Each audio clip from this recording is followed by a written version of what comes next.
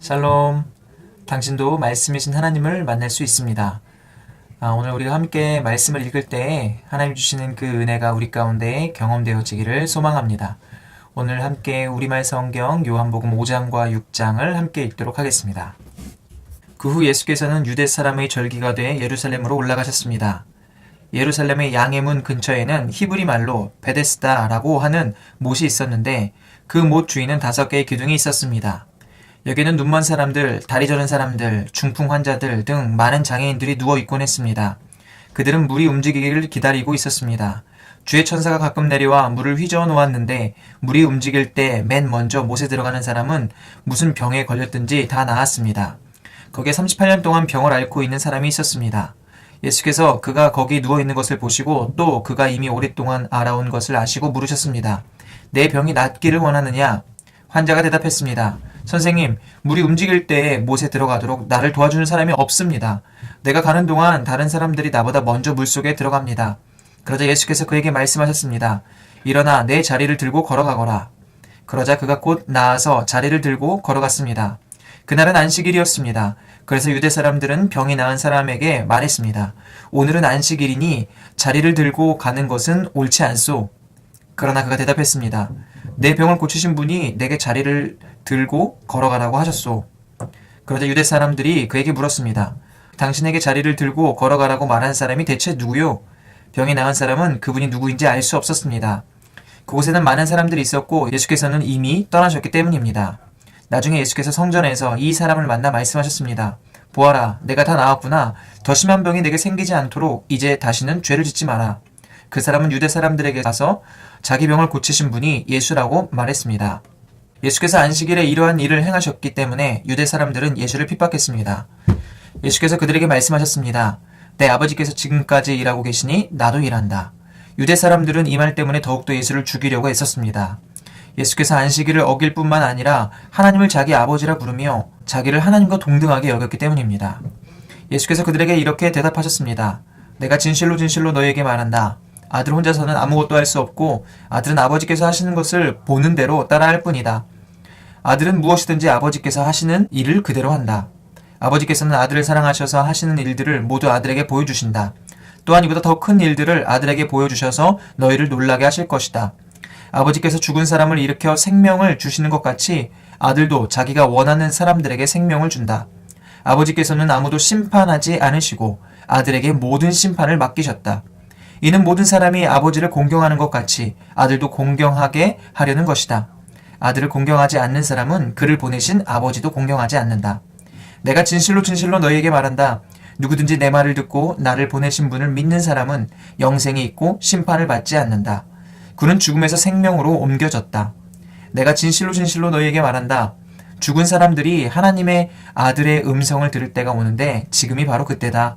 그 음성을 듣는 사람들은 살 것이다. 아버지께서는 자기 안에 생명이 있는 것 같이 아들에게도 생명을 주셔서 아들 안에 생명이 있게 하셨다.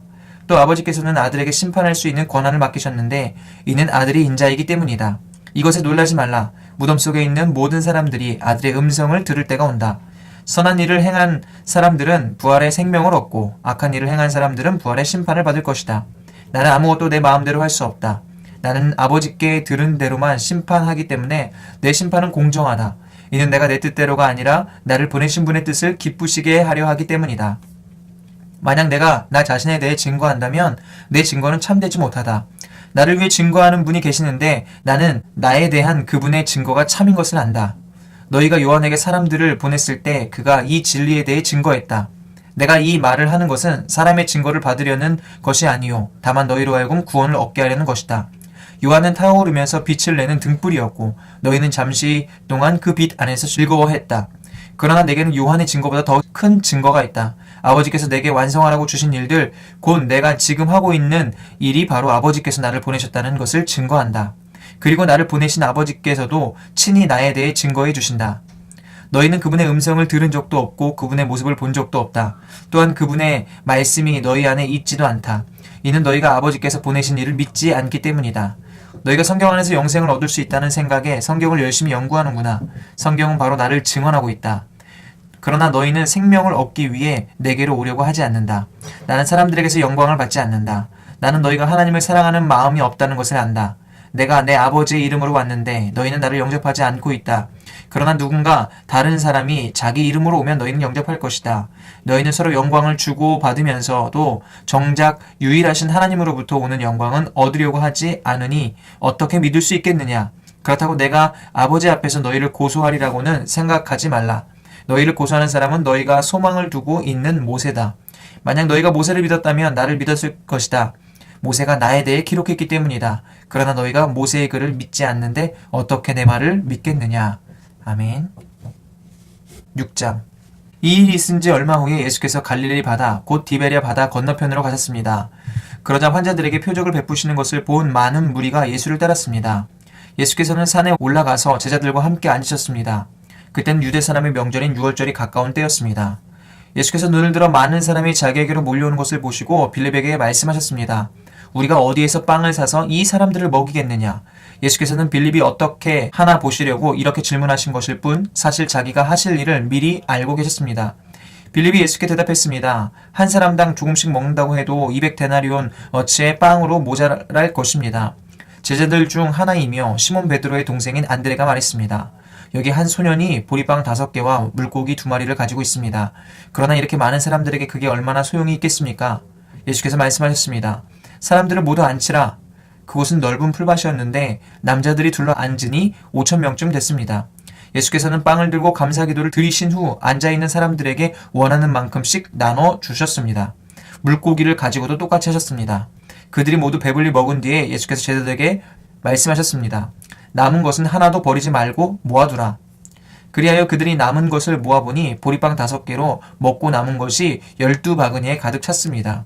사람들은 예수께서 행하신 표적을 보고 말했습니다. 이분은 이 세상에 오신다던 그 예언자가 틀림없다. 예수께서는 그들이 와서 강제로 자기를 왕 삼으려 한다는 것을 아시고 혼자서 다시 산으로 올라가셨습니다. 날이 저물자 예수의 제자들은 바다로 내려갔습니다. 거기서 그들은 배를 타고 바다를 건너 가버나움으로 향했습니다. 날은 이미 어두워졌고 예수께서는 아직 그들이 있는 곳으로 오시지 않았습니다. 세찬 바람이 불어 물살이 거세어졌습니다.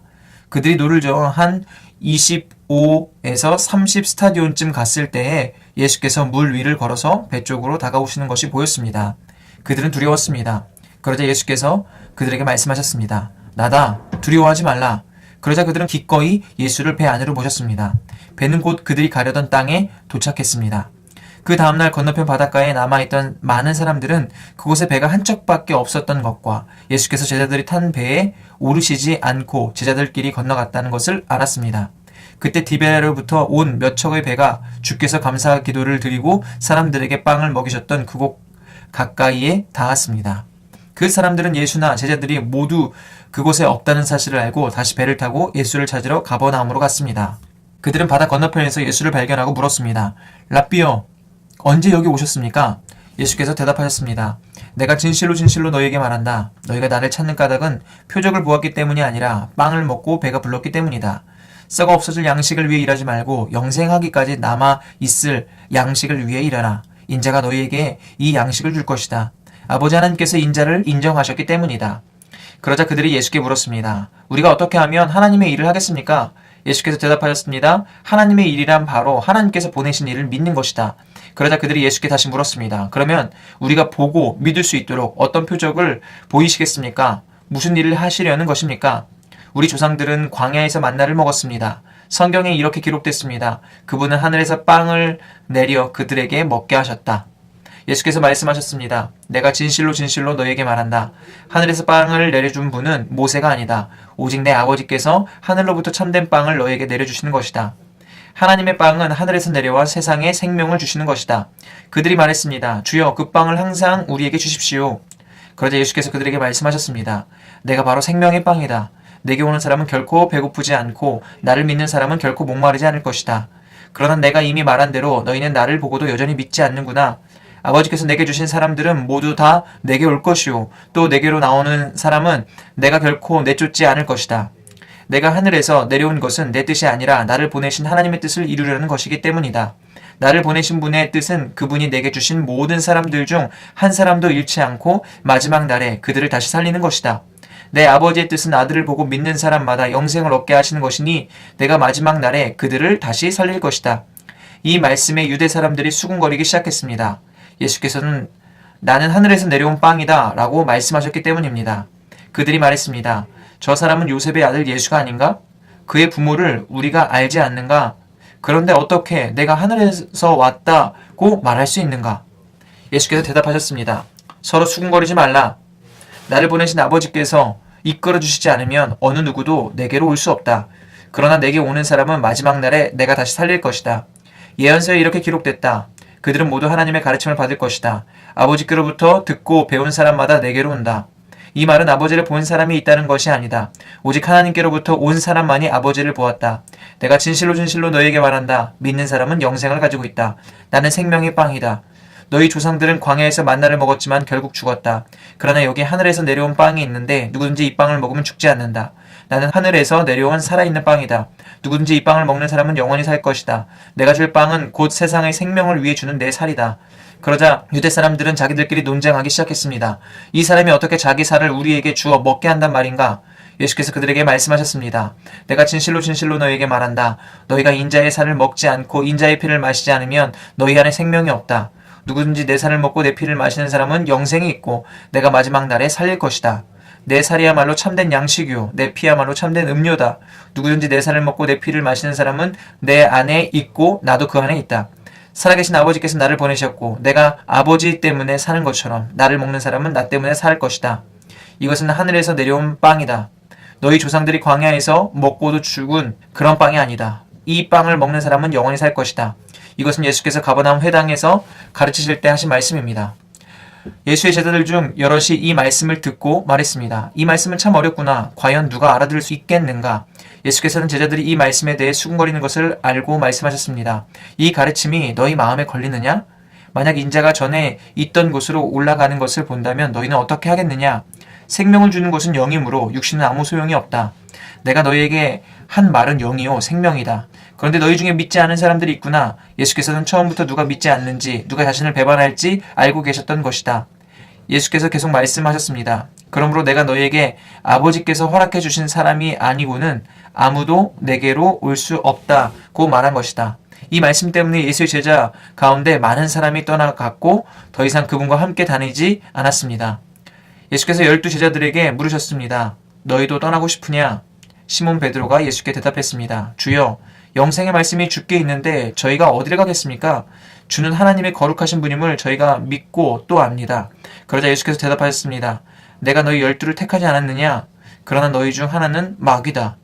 이것은 가룟 시몬의 아들 유다를 두고 하신 말씀이었습니다. 그는 12 제자 중 한 사람이었지만 나중에 예수를 배신하게 될 사람이었습니다. 아멘.